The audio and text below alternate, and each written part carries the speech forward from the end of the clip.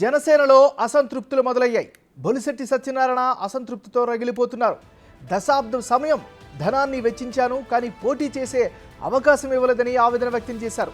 కనీసం తనను పిలిచి మాట్లాడలేదని అంటున్నారు.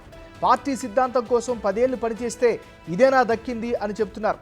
ఇప్పుడు కావాల్సింది సంయమనం, చేయాల్సింది యుద్ధం అని ట్వీట్ చేశారు. సత్యనారాయణ ట్వీట్పై చర్చ జరుగుతోంది.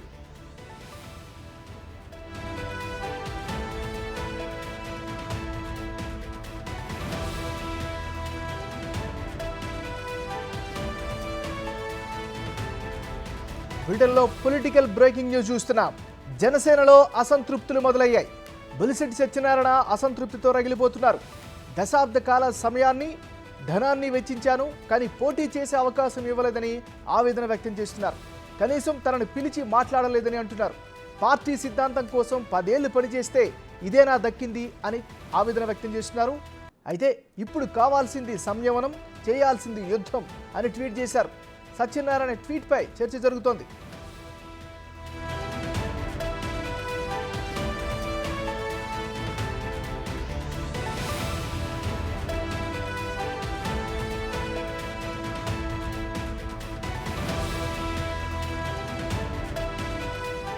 బొలిశెట్టి చేసినటువంటి ట్వీట్కి సంబంధించి మరింత తాజా సమాచారాన్ని విశాఖ నుంచి మా రిపోర్టర్ రాజు లైవ్లో అందిస్తారు. రాజు, చెప్పండి, జనసేన పార్టీకి సంబంధించినటువంటి కీలక నాయకుడినా ఈయన ఈ ట్వీట్ని ఏ విధంగా అర్థం చేసుకోవాలి? స్థానికంగా ఎలాంటి వెర్షన్ వస్తోంది? అంటే బొలిశెట్టి సత్యకి సంబంధించినటువంటి జనసేన పార్టీ దశాబ్ద కాలంగా పార్టీలో తన సేవలను అయితే చేస్తున్నటువంటి పరిస్థితి అయితే ఉంది.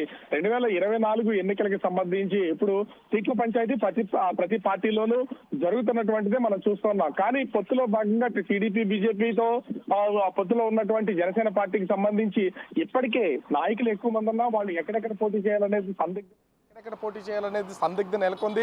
కొంతమంది త్యాగాలు చేయాలని అటు టీడీపీతో పాటుగా జనసేన పార్టీ కూడా సూచిస్తున్నటువంటి పరిస్థితి అయితే ఉంది. అధినాయకత్వం కూడా అదే విధమైన సూచనలు చేస్తూ ఉంది. కానీ పార్టీలో కీలకంగా ఉన్నటువంటి బొలిశెట్టి సత్య ఈరోజు తన ట్విట్టర్లో చేసినటువంటి ఈ వ్యాఖ్యలు కొంతవరకు అటు జనసేన పార్టీకి ఇబ్బందికరంగానే ఉన్నాయని చెప్పుకోవాలి. ఎందుకంటే దశాబ్ద కాలం పాటు కుటుంబాన్ని, అదేవిధంగా సంపాదనను అన్నింటినీ వదులుకుని నేను పార్టీ సిద్ధాంతాల కోసం, పవన్ కళ్యాణ్ నాయకత్వం కోసం, పార్టీని బలోపేతం చేయడం కోసం అయితే టయాన్ని అయితే వెచ్చించాను, కానీ నాకు సీటు ఇవ్వలేదు, అదేవిధంగా కనీసం పిలిచి మాట్లాడలేదని ట్విట్టర్ వేదిక ఒక పోస్ట్ అయితే పెట్టడం అయితే జరిగింది. ఇది మొత్తం ఒక కలకలం సృష్టిస్తుంది. ఎందుకంటే బొలిశెట్టి సత్య లాంటి ఒక డెడికేటెడ్ పర్సన్ జనసేన పార్టీలో ఉండి స్పోక్స్ పర్సన్గా పార్టీకి సంబంధించినటువంటి సిద్ధాంతాలని ఎప్పుడు ముందుకు తీసుకెళ్తున్నటువంటి వ్యక్తి ఇలాంటి ట్వీట్ చేసినటువంటి నేపథ్యంలో కొంత ఆందోళనకరం అయితే ఉంది.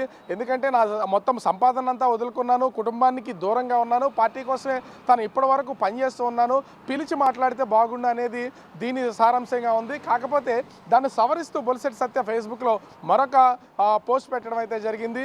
సోషల్ మీడియాలో కేవలం దీన్ని కావాలనే ఈ విధంగా చేస్తున్నారు, ప్రచారం చేస్తున్నారు, కానీ నేను పవన్ కళ్యాణ్ కోసం, పవన్ కళ్యాణ్ సిద్ధాంతాల కోసం నిరంతరం పాటుపడేవాడిని, పనిచేస్తున్నటువంటి వాడిని, దీన్ని కావాలనే నాకు ఆపాదిస్తున్నారు తప్ప వేరే ఉద్దేశం లేదని దీన్ని సవరణ చేస్తూ